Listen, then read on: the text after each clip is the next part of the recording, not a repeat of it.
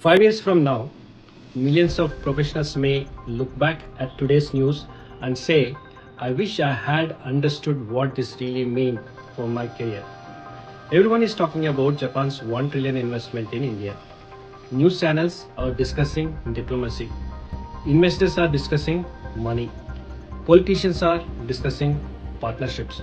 But HR professionals, we see something completely different. Because whenever investments move, jobs move, skills change, entire industries are created, and that's exactly why Japan choosing India may become one of the biggest career stories of this decade. Let me explain. By the end of this video, you will understand why Japan chose India over several competing countries, why recruiters pay attention to investments long before jobs appear, and most importantly, how this decision could shape your career for the next decade. This isn't another news video, this is a future opportunity analysis. Let's start with one question. Why India? Why not China? Why not Vietnam? Why not Indonesia? The answer didn't begin this year. It began during COVID. Factories shut down, ships stopped moving, global supply chains broke. For the first time, many multinational companies realized something important. Putting all manufacturing in one country was a huge business risk. That's when companies started following a new strategy. China+1. Not leaving China, but building another manufacturing base somewhere else. India quickly became one of the strongest contenders. But here is what almost everyone misunderstands.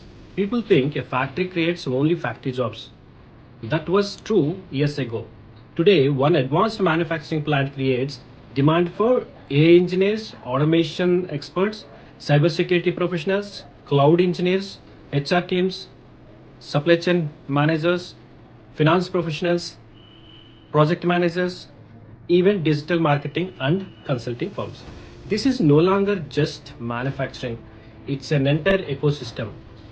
Imagine a semiconductor plant being built. Before the first chip is manufactured, land has to be acquired. Construction companies are hired. Machines are imported. Software is installed. Security systems are deployed. Recruiters begin hiring. Training institutes start preparing talent. Logistics companies expand.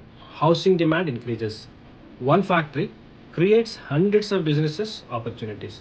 That's why experienced recruiters don't wait for job postings. We watch investments first because hiring begins long before vacancies appear online. After several years in recruitment, I have learned one lesson that most candidates never realize. Good candidates prepare for today's jobs. Great candidates prepare for tomorrow's industries. If I were hiring over the next 5 years, I wouldn't only look at degrees. I would look for people who understand where the market is heading. Because the best careers are usually built before everyone notices the trend. If you're a student, don't just choose a skill, choose the right industry. Even excellent skills can grow slowly in the wrong industry.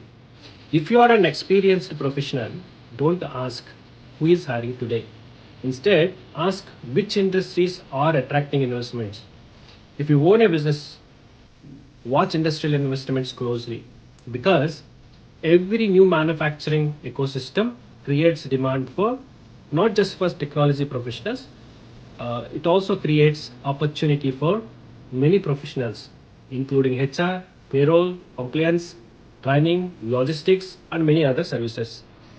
If you enjoy understanding hiring trends, AI disruption, recruitment strategy, business intelligence, and future career opportunities from a recruiter's perspective, consider subscribing to the Recruiter Insights.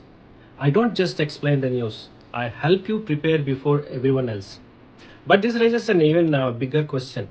If Japan is investing this heavily, where is the money actually going? Which Indian states benefit the most? Which companies are likely to hire? Which skills will become the most valuable? Which colleges could gain? Which startups can be built around this opportunity? And could India's manufacturing sector eventually employ more people than traditional IT? We will answer those questions with the data in episode 3. Before you leave, I would like your prediction. If you were the CEO of a global company, which Indian state would you choose for your next manufacturing facility and why? Tell me in the comments. Until next time, don't just follow the headlines, follow where the opportunities are going. Thank you.